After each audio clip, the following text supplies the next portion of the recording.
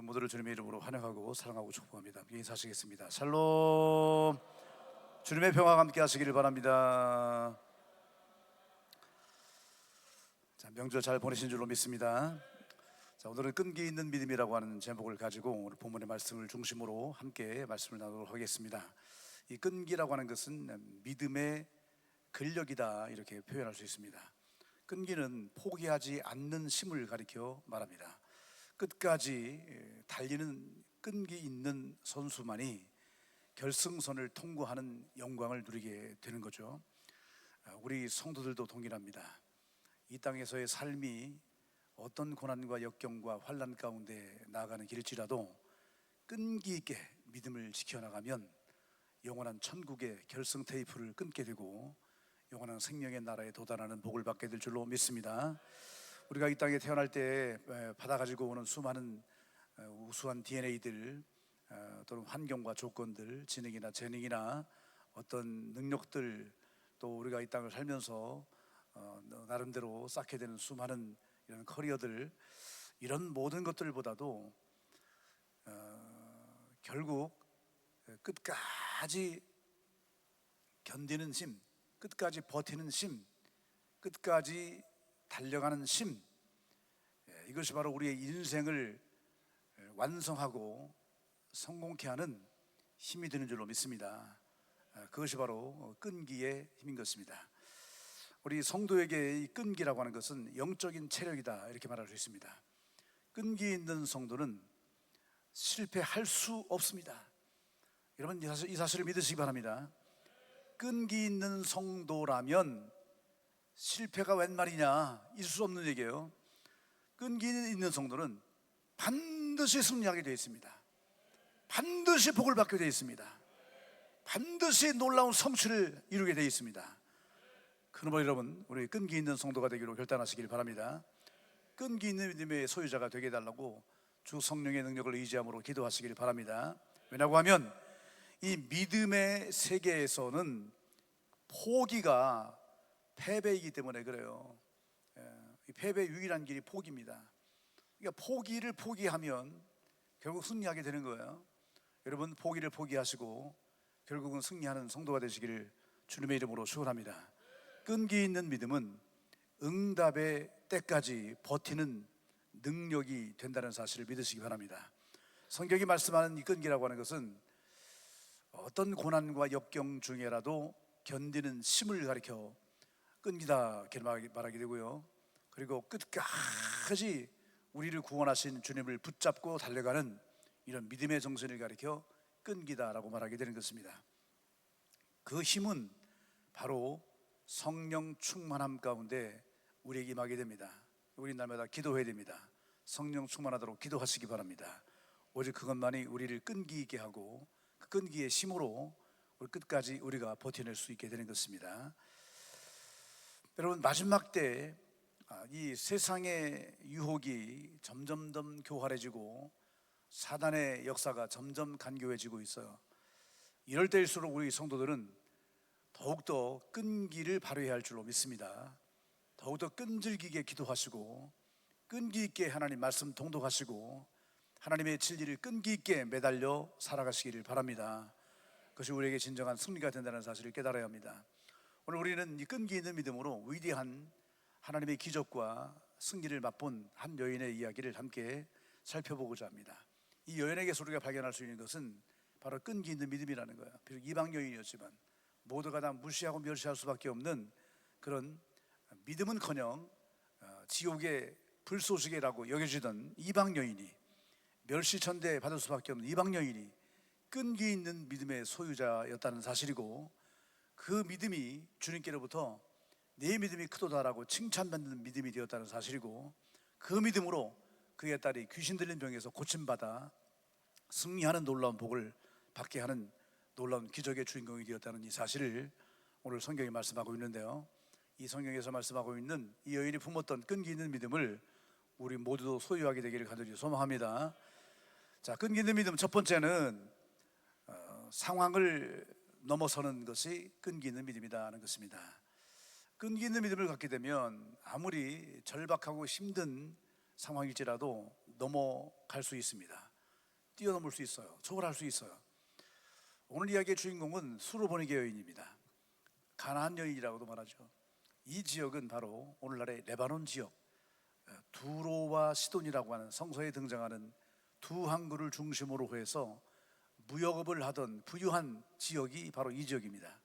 그래서 비록 이쪽 지역은 이방 지역이지만 매우 부유한 사람들이 사는 지역이었고, 아주 값나가는 자주색 옷 물감의 염료인 진주 조개를 채취하는 그런 동네였습니다. 그래서 이 동네에 사는 여인들은 늘 나가서 1시간, 2시간, 3시간 이렇게 일을 해도, 짧은 시간을 일을 해도 그 아주 값비싼 염료를 채취할 수 있는 조개를 캐낼 수 있기 때문에 많은 돈을 벌어요. 그래서 유신적으로는 풍성한 삶을 누리고 있었고, 경제적으로는 매우 부유한 그런 삶을 누리고 있었지만, 이 이방 여인에게 한 가지 문제가 있었습니다. 그것이 무엇입니까? 바로 그의 딸이 귀신 들렸다는 겁니다. 귀신 들리면 여러 가지 현상이 나타나죠. 그 현상은 대부분 안 좋은 현상입니다. 부정적인 현상이죠. 아주 고약한 그런 모습으로 나타납니다. 오늘날도 이런 귀신 들린 사람들을 볼 수 있어요. 어떤 사람이 귀신 들린 사람이냐? 무언가에게 중독된 사람들, 마약에 중독되거나 도박에 중독되거나 술에 중독되거나 아니면 성에 중독되거나 세상 쾌락에 중독되거나 뭔가 중독되어 있는 이런 사람들이 바로 귀신 들린 사람이다, 그렇게 볼 수 있어요.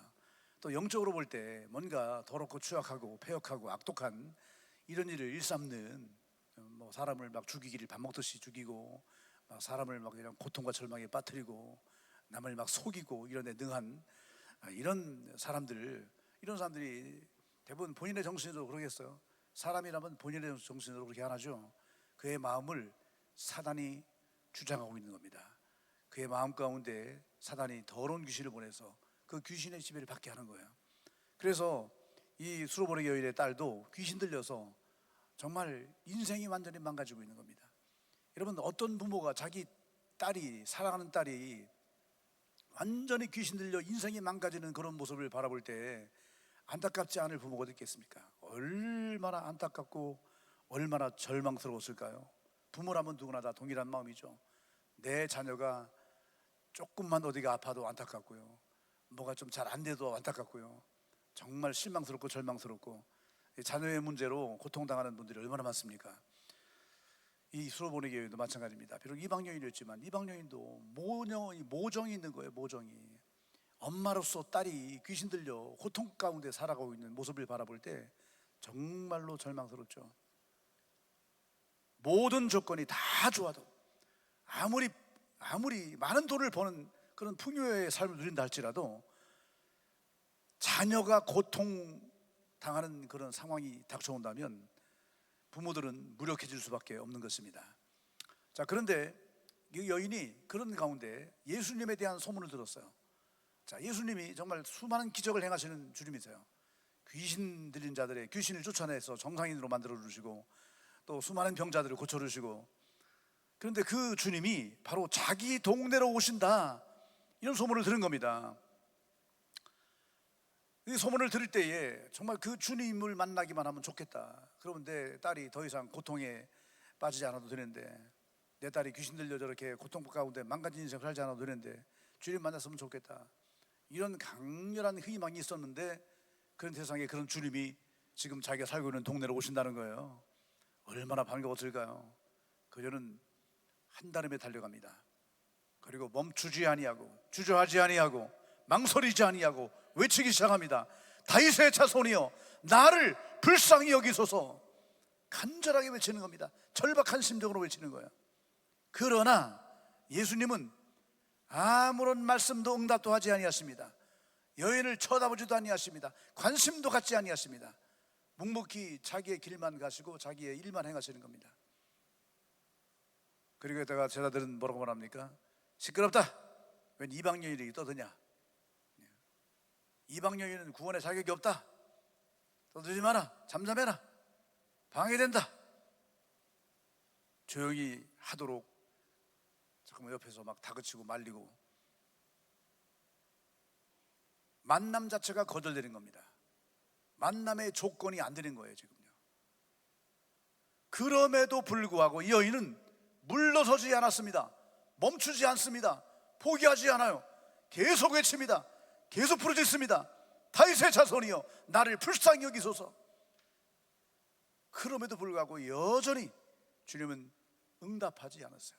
무응답으로 이루고 않았습니다. 아니 어지간하면 웬 여자가 와가지고 막 소리 지르고 도와달라고 하면 무슨 일이냐 이렇게 말할 법도 한데 전혀 응답하지 않았어요. 무응답으로 이루고 하시는 거예요. 얼마나 실망스럽고 낙심되겠습니까? 그럼에도 불구하고 여인은 조금도 포기할 마음이 없어요. 물러설 마음이 없어요. 왜요? 자녀를 위해서라면 나는 포기할 수 없다는 거예요. 내 자녀의 문제를 해결하고 내 자녀가 온전해질 수 있는 길은 주님 만나는 길밖에 없다. 주님이 귀신을 쫓아내 주는 것밖에 없다 라고 하는 믿음을 가지고 있었기 때문입니다. 주님만의 유일한 해결책이시다. 주님만의 유일한 해결의 방법을 가지고 계신 분이시다. 이 믿음 하나 가지고 주님께 매달리는 거예요. 여러분, 만약에 여러분 보세요. 내 자녀가 지금 이런 문제에 걸려 있다고 한다면 여러분 어떻게 하시겠습니까? 어떻게 하시겠습니까 여러분? 어느 누군가에게 이런 귀신을 쫓아내는 그런 권세가 있고 능력이 있단 말이에요. 그 사람한테만 데리고 가면, 그분한테만 데리고 가면 내 딸이 고침받을 수 있다. 그럼 가만히 있겠습니까? 가만히 안 있죠. 그냥 수소문을 해서 방법을 내서 그냥 어떻게 하면 주님을 만날까, 그냥 막 어떻게 하면 그분을 만날까, 그냥 아무리 돈이 엄청나게 든다 할지라도 그 돈을 다 대서라도 기어이 그냥 그분을 만나서 내 딸을 만나게 해서 내 딸의 병을 고침받으려고 하는 그런 열망을 갖게 될 겁니다. 지금 이 여인의 마음 가운데도 그런 열망이 있는 겁니다. 그런 간절한 열망이 있어요. 오늘 우리 안에도 그런 열망이 있기를 바랍니다. 정말 여러분 자신을 향해 한번 질문을 해보실 필요성이 있어요. 나에겐 그런 열망이 있는가? 구원의 예외자로 취급되었던 아무것도 아닌 이방 여인도 이렇게 주님을 향한 뜨거운 열망을 가지고 주님께로 달려와서 소리쳐 기도했는데 과연 우리에게 그런 열망이 있을까? 나는 주님께 예배할 때 그런 열망을 가지고 있는가? 기도할 때 그런 열망을 가지고 있는가? 여러분, 우리가 지금 신앙생활 하는데요, 여러분 우리가 착각하지 말 거는요, 지금 내가 예수 믿어주는 게 아니에요. 교회에 나와주는 게 아니에요. 여러분, 하나님 믿어주는 게 아니라고요. 누가 구걸해서 내가 믿는 게 아니라고요. 왜 믿습니까? 내가 살기 위해 믿는 겁니다. 나와 내 자녀와 내 가족이 살기 위해 믿는 거예요. 구원받고 영원한 천국에 도달하기 위해 간절한 열망을 품고 주님께로 달려오는 것입니다. 예배 드려주는 게 아닙니다. 예배하는 겁니다. 나를 위해서, 내가 살기 위해서, 고침받기 위해서, 내가 변화되기 위해서 오직 하나님 만나는 것만이 유일한 길이기 때문에, 그래서 우리가 주님께 예배하는 거죠. 그런 예배 열망이 다시금 불타오르게 되시길 바랍니다. 예배 열망을 회복하시기 바랍니다. 다시는 나는 믿어주고 있다, 교회 나와주고 있다, 이런 마음을 품지 않기를 바랍니다. 여러분, 교회 와서 우리가 이렇게 예배하고 하나님을 섬기는데요, 하나님을 섬길 때도 마찬가지, 하나님을 섬겨주는 게 아니에요. 하나님을 섬기는 겁니다. 왜 섬깁니까? 나를 구원하시고 나의 죄를 용서하시고 나를 살려주신 그 주님께 감사하기 때문에 이런 구속적 신앙정신으로 주님을 위해 내 것을 드립니다. 주님을 위해, 나를 고치시고 치료하시고 살려주신 주님을 위해서 내 모든 것 드립니다. 이런 열망과 열정을 가지고 우리가 봉사하고 헌신하고 사명을 감당하는 것이지 봉사해 주는 게 아니에요. 여러분이 교회에서 사역을 감당할 때 내 사역이 어떤 조건적인 그런 차원이라고 한다면 내 사역의 태도를 다시 한번 돌아봐야 됩니다. 어떤 사역이라도 조건부가 아닙니다. 조건이 없어요. 이거 무조건적인 겁니다. 왜요? 주님이 나를 구원하셨다, 주님이 나를 용서하셨다, 주님이 나를 살리셨단 말이에요. 그래서 아무 조건 없이 나를 살리시고 나를 구원하시고 나를 위해 십자가에 못 박히신 그 주님의 구속의 은혜에 감사함으로 말미암아 나 같은 못난 인간도 이렇게 구원받아 하나님의 자녀가 되었고 영원한 천국을 향해 달려가는 믿음의 사람이 되었음을 감사함으로, 그 구속의 은총에 감사함으로 우리가 사역을 감당하고 봉사하고 헌신하고 수고하게 된다는 사실을 깨달아야 합니다. 주님 사랑 때문에 그렇게 하는 거죠. 조건이 아니라요. 우리의 사역의 자세를 다시 한번 돌아봐야 합니다. 만약에 조건적인 그런 사역이라고 한다면 어떤 일이 벌어집니까? 나중에 조건이 안 좋아지면, 상황이 안 좋아지면, 다른 더 급하고 더 시급하고 내 마음을 빼앗는 다른 더 열정적인 무엇인가 나타나면 가차없이 그때는 버리게 되는 겁니다. 주님을 버리게 되고 내 사역을 버리게 되고 내 봉사와 헌신을 그냥 쉽게 버리게 되고 포기하게 되고 예배를 헌신작처럼 버리게 되고 그렇게 되는 거예요. 여러분이 정말 구속적 신앙에 입각한 그 은혜로 말미암은 이런 정신으로 예배를 드린다고 한다면 예배 쉽게 못 빠져요. 대부분 많은 사람들이 예배를 내가 드려주는 거야, 예배 드려주는 거야 이렇게 생각하기 때문에 이것 때문에 예배를 쉽게 빠지는 거예요. 하지만 내가 예배를 드리는 이유가 뭡니까? 구속의 은총으로 말미암아 예배를 드리는 거거든요. 나를 살리신 주님께 감사함으로 나를 고치시고 내 문제를 해결하시고 나를 구원하실 그 주님께 감사함으로, 그래서 우리가 하나님께 예배를 드리는 이런 정신으로 예배를 드릴 때 우리가 온전히 예배를 드리는 참된 예배자가 되는 겁니다. 그렇지 않다고 한다면 내가 예배를 드려주는 자가 되리. 예배를 드려주는 거는요, 예배를 드리는 게 아니에요. 예배를 드리는 것과 예배를 드려주는 것은요 천지차이인 것입니다. 그 자신을 돌아봐야 됩니다. 나는 어떤 마음입니까? 예배를 드리는 자는요 열정이 불타오를 수밖에 없어요. 주님이 나를 사랑하시는 만큼 나도 뜨겁게 주님을 사랑하리라. 나를 구원하시는 그 주님, 그 무엇으로도 바꿀 수 없고 그 무엇으로도 갚을 수 없는 엄청난 이런 생명의 은혜를 부어주신 주님께 감사함으로 예배하는 사람은요 열정이 불타오르게 돼 있어요. 세상에 다른 어떤 것보다도 예배를 최우선 자리에 둘 수밖에 없는 겁니다. 아니 또 여러분이 예배를 차선의 자리에 둔다거나 아니면 예배보다 더 우선에 두는 그 무엇인가를 가지고 있다고 한다면, 아니 또 여러분은 예배를 드려주는 자에 불과한 것입니다. 이런 모습으로는요 주님의 온전한 믿음의 사람이라고 말할 수가 없어요. 깨달아야 합니다. 여러분, 신앙생활에도요 정말 제대로 깨닫고 해야 되는 거예요. 예배 드려주는 자가 아니라, 봉사해주는 자가 아니라 봉사하는 자가 되고 예배하는 자가 되고, 모든 봉사와 예배 가운데 열망과 열정이 불타오르게 되시기를 주님의 이름으로 축원합니다.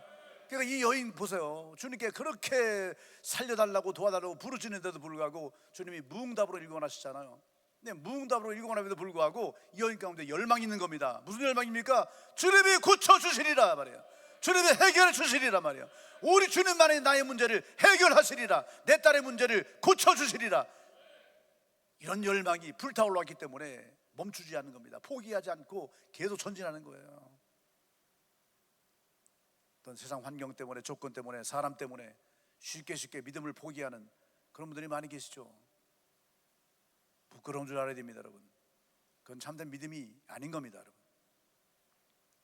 사람 따라, 환경 따라 시각적으로 변질되는 그런 모습은 참된 신앙이라고 말할 수가 없어요. 어떤 상황에도 변치 않는 믿음으로 끈질기게 밀고 나가는 끈기 있는 믿음의 소유자가 되시기를 바랍니다. 분명한 사실은요, 주님이 아무 말씀도 안 하시고 나를 쳐다보지도 아니하시고 나를 외면하시는 것 같고 내 소리를 듣지 않는 것처럼 그렇게 여겨질지라도, 분명한 사실은요 여전히 주님은 내 소리를 듣고 계시다는 사실, 여전히 주님의 마음은 나를 향하고 계시다는 사실, 여전히 주님의 눈길은 나를 향하여 나를 바라보고 계시다는 사실을 믿으시면 아멘 하시기 바랍니다.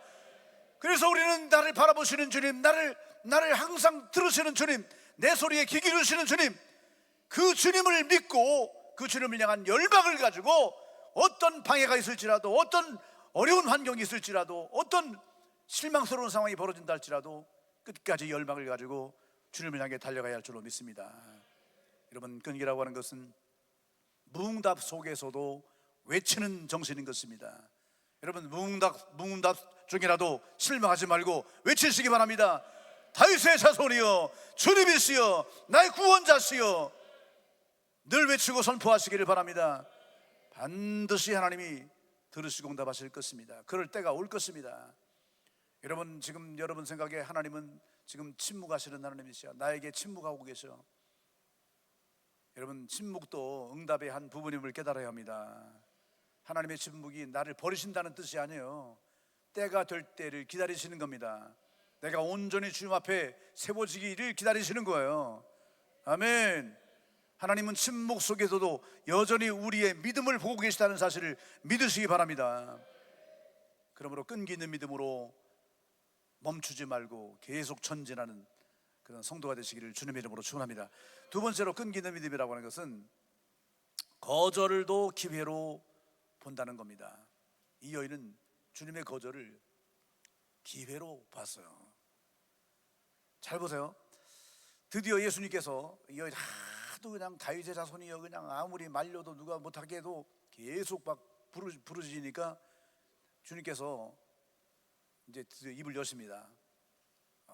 드디어 입을 열었어요. 얼마나 기대가 되겠습니까? 정말 그냥 당장에 그냥 주님께서 내 믿음이 크도다, 내 딸이 고침받을지어다, 이렇게 말씀을 해 주실 걸 기대할 거 아닙니까? 여인도 마찬가지였을 겁니다. 막 그걸 기대했을 거예요. 드디어 주님께서 입을 여셨어요. 그런데 내 딸이 고쳐질지어다가 아니라 어떤 말씀하십니까? 나는 이스라엘 집에 잃어버린 양 외에는 보내심을 받지 않았느니라. 이렇게 말씀하시는 거예요. 이게 무슨 얘기입니까? 내가 비록 열심히 부르고 있지만 너하고 나하고는 상관이 없어. 난 너를 위해 온 게 아니야. 나는 너한테 관심 없어. 너 따위에 관심 없어. 이런 말씀이거든요. 내가 아무리 부르짖어도 나는 너에게 관심 없다. 너의 기도 소리에 관심 없다. 난 너의 기도를 듣지 않을 것이다. 이런 얘기거든요. 분명한 거절입니다. 이거는요. 너의 소원을 들어주지 않겠다는 거예요. 거절이에요. 사람이요, 너 날 것 없이 거절당하면 굉장히 기분 나빠요. 그리고 낙심이 됩니다. 실망해요. 그리고 막 분노가 폭발되죠. 지금 이 여인이 그런 상태일 수도 있어요.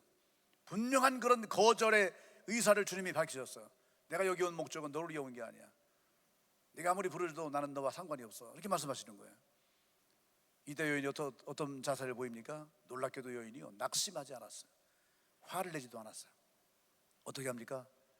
거절은 기회다, 이렇게 봤다는 겁니다. 거절은 또 다른 기회다. 새로운 기회의 문이 열리기 시작했다. 이런 믿음으로 봤다는 겁니다. 얼마나 놀라운 것입니까, 여러분? 수많은 사람들이 저 여인은 지옥의 불쏘시개 감이야. 이방인들은 구원받을 가능성이 없어. 이방인의 기도는 응답되지 않아. 이렇게 생각했어요. 그게 당연하다고 생각했어요. 그러니까 주님께서 지금 말씀하시는 것이 옳으신 말씀이야. 다른 사람들이, 모든 사람들이, 유대인들이, 심지어 제자들조차도 저 당연한 말씀이지. 주님이 저 여자하고 무슨 상관이야? 저 여자가 아무리 소리 지른다고 해서 무슨 주님께서 저의 기도를 들으시겠어? 이걸 당연하게 생각하는 거예요. 실제 주님도 그렇게 말씀하시는 거예요. 내가 거절하노라, 이렇게 말씀하시는 거예요. 그런데 이 여인은 그렇게 생각하지 않았습니다. 이제 주님이 내게 말씀하셨다. 아직 끝난 게 아니다. 주님이 나에게 말씀하시기 시작했다는 얘기는 새로운 기회가 열리기 시작했다는 말이다. 이렇게 받아들인 겁니다, 여러분. 여러분, 우리가 가끔 한국말로 서로 대화를 할 때도 보면요, 말이 안 통할 때가 있어요. 한국말인데 안 통해요. 그럴 때가 있죠. 답답하죠. 얼마나 답답합니까? 말이 안 통한다는 게 얼마나 답답해요. 아니, 한국말로 하는데 왜 이렇게 못 알아듣냐 막 그러잖아요. 너 왜 이렇게 내 마음을 몰라주냐, 이럴 때가 있잖아요. 지금 여인이 그런 심령 아니겠습니까? 정말 간절히 우리 주님 믿고 의지하고 주님을 향한 열망을 가지고 달려가는데 나는 너와 상관없어. 아무 관심 없어. 이렇게 거절을 당했을 때 얼마나 실망스럽겠어요. 그럼에도 여인은 그렇게 그 주님의 말씀을 실망과 낙심으로 받아들이지 아니하고, 그걸 거절로 받지 아니하고, 거절은 새로운 기회다, 새로운 기회의 시작이다, 이렇게 믿음의 눈으로 바라보았다는 겁니다. 여러분, 우리가 하나님께 기도할 때 반드시 가져야 될 믿음이 바로 이런 믿음인 것입니다. 어떤 믿음이냐? 무응답도 응답이다. 그리고 거절도 응답의 한 부분이다. 이 믿음을 가져야 돼요. 무응답이라고 하는 것은 하나님의 때가 아직 안 된 거예요. 거절은 하나님의 방법으로 하시겠다는 하나님의 뜻이에요. 내 방법이 아니라 하나님의 방법으로 하겠다. 우리는 자꾸 우리의 방법으로 해주길 바라잖아요. 우리의 방법으로. 근데 하나님은 하나님의 방법으로 이루어 주시기를 원하시는 거예요. 근데 우리가 생각할 때는 사람의 방법, 내 방법이 가장 좋은 방법인 줄로 생각하잖아요. 아닙니다. 하나님의 방법이 가장 최선인 줄로 믿습니다. 하나님의 때, 하나님의 방법으로 역사하시는 것이 나에게 최고인 것입니다. 아멘. 그러니까 우리가 가끔 그럴 때가 있잖아요. 이제 자녀가 이제 대학을 입시를 하는데 목표를 서울대학으로 정했어요. 근데 안 됐어요. 떨어졌어요. 그리고 다른 대학이 됐어요. 그러면 하나님 우리 기도를 안 들으셨어. 하나님이 거절하셨어. 왜 우리가 원하는 대로 우리의 방법대로 안 해주시지? 하면서 낙심하고 절망하고 원망하기도 하고 불평하기도 하고 그러잖아요. 근데 우리가 믿음의 눈을 들어서 바라봐야 됩니다. 바로 그때 선택이 참 중요한 건데, 내가 이걸 또 다른 기회의 시작으로 볼 것이냐, 아니면 이거를 패배로 그냥 인정하고 끝날 것이냐. 중요한 선택을 해야 되겠죠. 근데 우리 성도라면 어떤 선택을 해야 되겠습니까? 거절도 하나님의 응답의 한 부분이다, 이렇게 받아들이는 자세가 필요한 거예요. 하나님이 나에게 새로운 기회, 새로운 문, 새로운 방법을 열어주시는 것이다.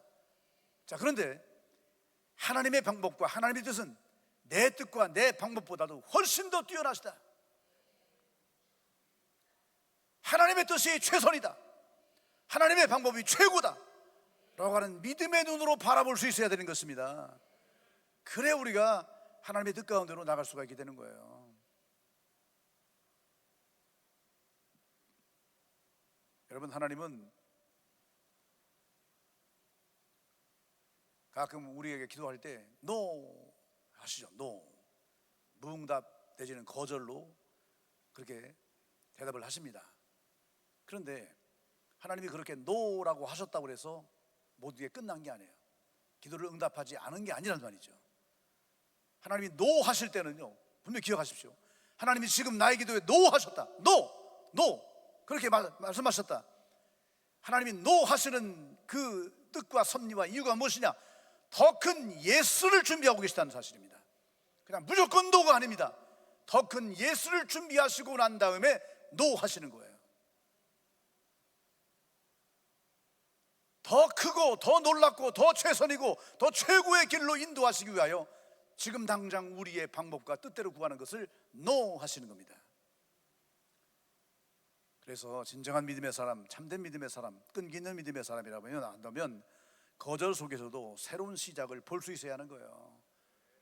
나에게 새로운 길이, 새로운 시작이 열리고 있구나, 이렇게 받아들일 수 있어야 하는 겁니다. 여러분, 모든 기회의 문이라고 하는 것은 끈질긴 사람에게만 열린다는 사실을 믿으시기 바랍니다. 그러므로 어떤 상황에서도 끈질긴 믿음으로 밀고 나가시기 바랍니다. 모든 낙심과 절망을 버리시고, 기회의 문이라고 하는 것은 하나님의 뜻과 방법으로 나에게 새롭게 다가온다. 그것이 때로는 무응답으로, 때로는 거절로 오기도 한다. 이 사실을 확신하게 되시기를 주님의 이름으로 축원합니다. 마지막 세 번째로 끈기 있는 믿음이라고 하는 것은 멸시까지도 은혜로 받아들이는 거예요. 한번 따라합시다. 멸시까지도 은혜로 받아들이자. 제가 볼 땐 이게 우리 성도들에게 가장 필요한 부분인 것 같아요. 예수님은 이 여인을 더욱더 어렵게 하십니다. 시험을 하시는 거예요. 이 여인이 정말 진정한 믿음을 가지고 있는지를 시험하시는 그런 단계로 나갔습니다. 난 너와 상관없다. 그랬는데도 여인이 포기하지 아니하고, 아닙니다 주님, 주님만이 나의 해결자십니다, 계속 달라붙는 거예요. 그랬을 때 주님께서 마지막 시험을 하나 준비하셨는데, 그게 뭐냐면 이 여인을 멸시하시는 겁니다. 멸시천대. 어떤 방법으로 하십니까?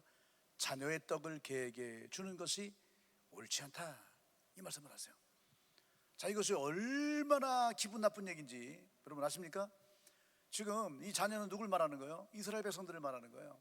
하나님의 백성이 이스라엘 백성들. 그러니까 예수님은 이스라엘 백성들에게 줄 떡, 하나님의 생명의 말씀, 생명의 떡, 생명의 말씀, 기적의 말씀, 능력의 말씀, 은혜의 말씀, 이거를 개에게 주는 것은 옳지 않다.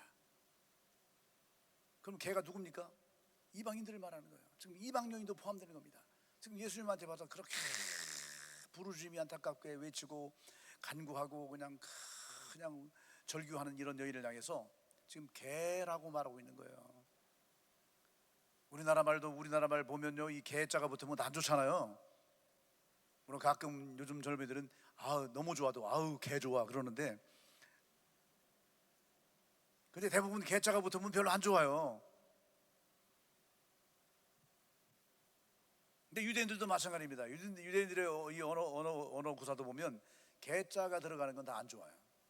개는 대부분 뭐 사탄 또는 귀신의 역사, 토한 것을 도로 먹는다, 그런 측면에서 인간이 죄를 반복하는 이런 모습, 이런 좋지 않은 이런 것들을 의미하거든요.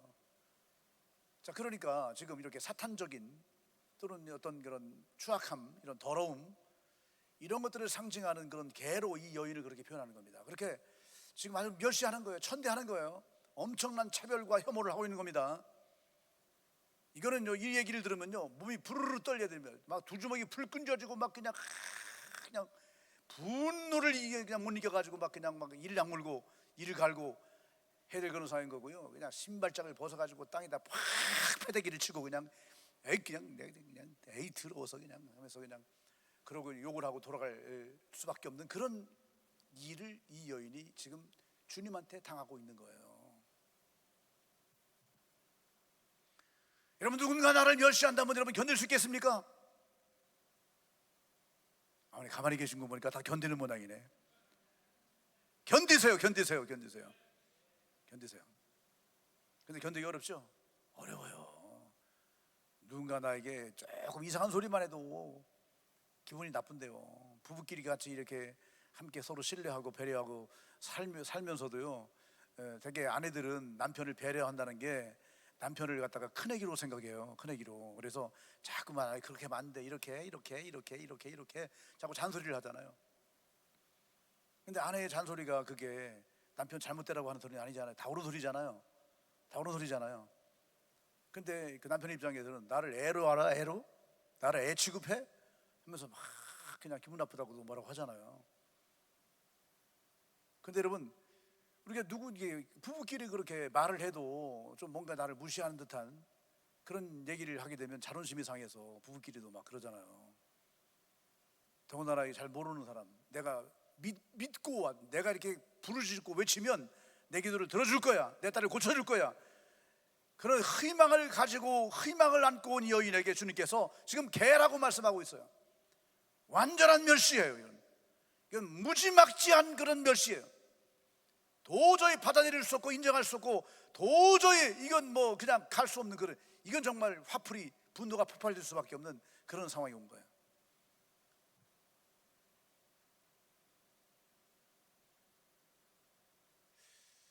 교인끼리도 이렇게 서로 대화하다 보면 상처를 줄 수도 있잖아요. 말이 좀 세신 분이 계시죠? 말이 세게 나가는 분도 계세요. 가끔 저도 설교하다 보면 말이 세게 나갈 때가 있어요. 최대한 그렇게 그 표현을 그렇게 투박하거나 천박하게 쓰지 않으려고, 또 성도들에게 상처가 되지 않게 하려고 노력을 많이 하지만, 저도 또 이렇게 사람인지라 실수가 많아서 때로는 상처가 되게 그렇게 표현할 때도 있어요. 나는 좋게 표현한다고 했는데 듣기에는 상처가 될 수 있는 그런 부분도 있어요. 사람마다 자기 트라우마가 있잖아요. 트라우마, 어릴 때 이렇게 받은 상처들, 이런 것들이 이제 작동되면 누군가 건드리잖아요. 그걸 건드리게 되면 폭발되죠. 사람마다 있어. 어떤 특정 단어나 특정 표현 앞에서 폭발하는 그런 분들이 계시거든요. 멀쩡하다 갑자기 폭발돼요. 내가 멸시당했다 생각하는 거예요. 내가 자존심이 상한다. 과거의 상처가 딱 살아나면서, 그러면서 과거의 거절과 거부, 멸시천대, 차별과 혐오 갑자기 딱 생각나는 거죠. 저도 그런 지점이 있어요. 제가 폭발되는 지점이 있어요. 근데 그 지점이 뭐냐면, 말보다도 저는 어떤 지점이냐면, 누군가가 제 뒤에서 제 등을 떠밀면은 떠밀면 폭발돼요. 실험도 한번 하시고 싶으시면 이따가 나갈 때 한번 해보세요. 제 등 뒤에서 누군가 저를 떠밀면 저는 폭발합니다. 왜 그런지 아십니까? 그건 어릴 때 초등학교 시절에 학교로 가는 길에 옛날엔 다 이게 신장로 이런 거 아닙니까? 뭐 자갈길 이런 거. 그리고 이제 마이크로버스라든가 이런 작은 버스들이 많이 다녔잖아요. 근데 자갈길에서도 그냥 그 버스들이 얼마나 잘 달리는지 막 먼지를 내면서. 근데 제가 제 친구들이랑 함께 이렇게 길을 걷는데 갑자기 버스가 막 달려오는데 그 짓구른 친구가 저를 갖다 대등을 팍 떠밀었어요. 차가 오는 방향으로 팍 떠밀었어요. 그 무방비 상태에서 갑자기 딱 떠밀리니까 그냥 완전히 그냥 그 차가 달려오는 앞으로 그냥 깔려버렸어요. 근데 정말 다행히도 제가 넘어진 지점이 움푹 이렇게 파인 지점이에요. 파인 지점에 들어가서 다행히 걸리진 않았어요. 갑자기 차가 그냥 있는 대로 브레이크를 잡고, 그래서 기사는 놀래가지고 그냥 사람 친 줄 알고 그러고 있고, 옛날에 차장이라고 있잖아요. 차장 아가씨가 내려오더니 제가 차 밑에서 막 기어 나오니까 갑자기 저를 갖다가 멱살 잡더니 그냥 볼때기를 교회 종치듯이 왕복으로 막 치는데 정신이 없었어요. 차한테는 안 부딪혔는데 아가씨의 손길이 왜 그렇게 그냥 돌쇠 주먹 마냥 투박해. 그 여자한테 얻어맞고 그냥 막 눈물이 줄줄 흐르고. 그때부터 누군가 등 뒤에서 저를 밀면 그때부터 저 트라우마가 되는 겁니다. 폭발하는 거예요. 그냥 안 돼요. 누군가 또 밀잖아요. 그때는 그냥 끝까지 쫓아가는 겁니다. 돌멩이 들고 폭발하는 거죠. 이렇게 상처가 되는 그런 말들이 있거든요. 그렇게 하지 말아야 되는데 성도끼도 그럴 수 있어요. 그런 말 들었다고 그래서 여러분 거기서 화를 폭발시키고 그냥 다 포기하고 그냥 그만두고 그냥 떠나버리면 어떻게 되겠습니까? 만약에 여인이 아무리 그래도 그렇지 나를 개취급해? 화를 내고 분노를 폭발시키고 떠나버리면 성경에 이런 얘기 안 나오겠죠. 등장하지도 않죠. 끝났겠죠. 하지만 여인 보세요. 어떻게 말합니까? 무너지지 않아요. 분노를 폭발시키지 않아요. 포기하지 않습니다. 어떻게 말합니까? 주여 올소이다. 올소이다는 거예요. 지금 자기를 개취급하는데 주여 올소이다. 한번 따라합시다. 주여 올소이다. 그냥 요 얘기만 따서 하니까 지금 올소이다 따라서 했지. 내가 앞부분을 할게요.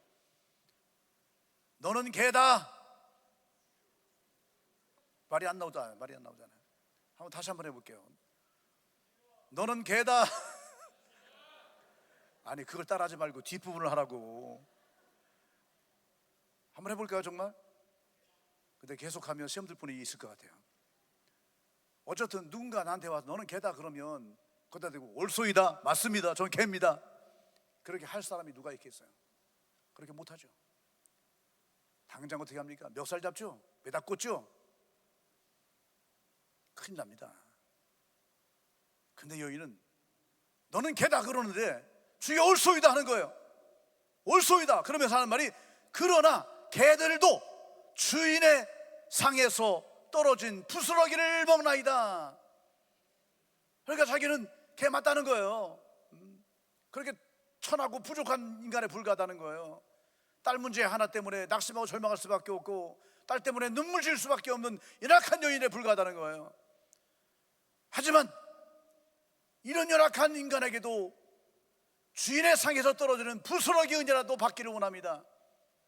다 주고 남은 찌꺼기, 먹다 남은 찌꺼기, 음식 찌꺼기, 부스러기 은혜라도 필요합니다. 이것이 바로 이 여인의 대답이었어요. 이런 대답 할 수 있을까요? 이런 상황에서 누군가 나를 멸시하는 그런 상황에서 할렐루야 옳습니다 맞습니다 이렇게 답할 수 있는 사람이 있을까요? 누군가 나에게 상처되는 그런 끔찍한 그런 말을 했을 때 할렐루야 할 수 있는 분 있을까요? 옳습니다, 맞습니다 할 수 있는 분, 그런 분 있을까요? 많지 않을 거예요. 그래서 우리에겐 기적이 없을지도 몰라요. 하나님은 우리 모두가 기적의 주인공 되기를 바라십니다. 주님은 우리 모두에게 기적을 베풀어 주시는 분인 줄로 믿으시기를 바랍니다. 이런 기적이 아무나한테 오느냐? 그렇지 않다는 것입니다. 끝까지 이 땅에서 멸시와 천대와 차별과 혐오를 당한다 할지라도 참고 견디는, 멸시조차도 은혜로 바꾸는 힘, 이것이 바로 끈기라는 겁니다. 우리 항상 주님 앞에 엎드려 기도할 때마다 주여 나에게 부스러기 은혜라도 필요하오니, 부스러기 은혜라도 나에게 충분하오니 주여 나에게 은혜를 베풀어 달라고 기도해야 할 줄로 믿습니다. 이것이 바로 진정한 끈기의 믿음인 것입니다. 그 순간에 주님이 어떻게 말씀하십니까? 주님의 진정한 음성, 참된 축복의 음성, 기적의 음성이 들리죠. 여자여, 갑자기 방금 전에 개 하시던 주님의 입에서 이제는 여자여, 여자가 붙은 거는요 높임말이요, 극존칭입니다. 우리가 하나님 부를 때 하나님아 그렇게 안 부르잖아요. 하나님이시여 부르잖아요. 주님이시여 부르잖아요. 높임말이에요. 그래서 이방 여인을 향해서 유대인들이 이렇게 높임말을 쓴다라고 하는 것은 상상할 수 없는 그런 시대예요. 근데 주님이 여인을 인정하시는 겁니다. 존중하시는 거예요. 존귀히 보시는 거예요. 뭘요? 그 여인의 외모를 보시고 그렇게 할까요? 아닙니다. 그 여인의 믿음을 보시고 이제 그 여인을 존중하신 겁니다.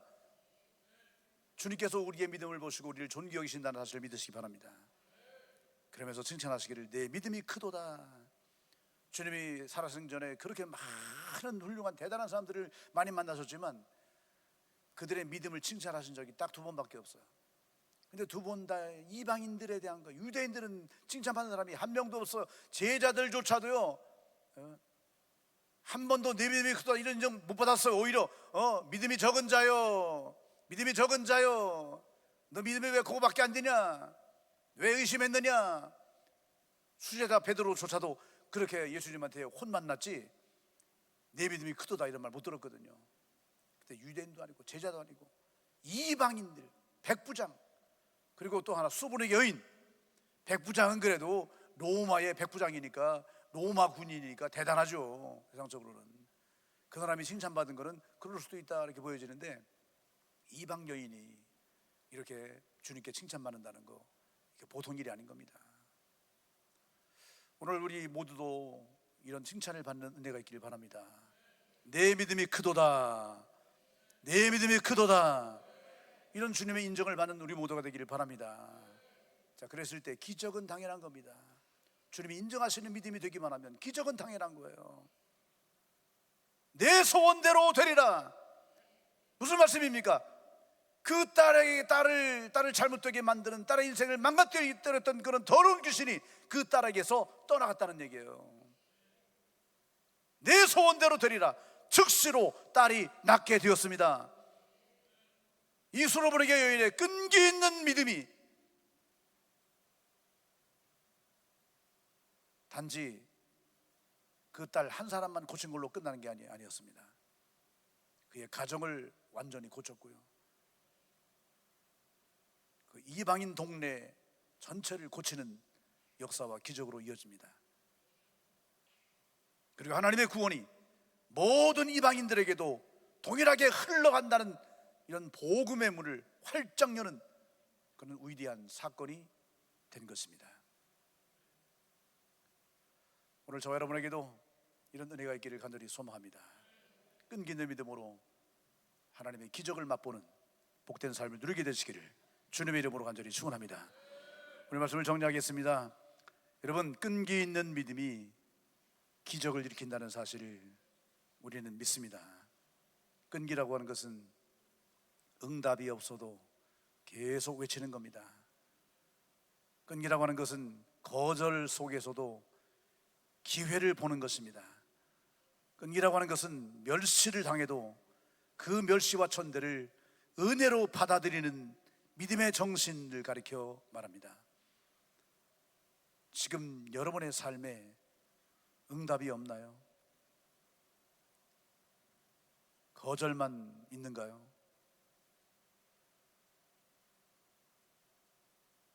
이 문제 때문에 여러분 행여라도 실망하거나 낙심하고 계십니까? 하지만 여러분, 실망하지 마십시오. 포기하지도 마십시오. 끈기 있게 기도하시기 바랍니다. 성령의 능력을 의지하시기 바랍니다. 끝까지 버티다 보면 반드시 기적의 때가 오야 마는 것입니다. 주님은 지금도 끈기 있는 믿음의 사람을 찾고 계십니다. 끈기 있는 믿음의 소유자 성도들을 찾고 계십니다. 그런 믿음이 있는 성도 개인과 가정과 동네에 하나님의 기적이 반드시 일어나게 될 줄로 믿습니다. 우리 모두 끈기 있는 믿음으로 기적의 주인공이 되는 역사를 간절히 소원합니다.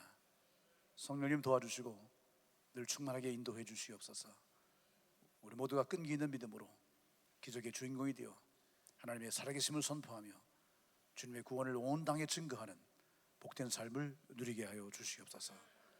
믿사오며 살아계신 주 예수님의 이름으로 기도 올리옵나이다. 아멘. 시간 준비한 예배를 봉헌하시겠습니다.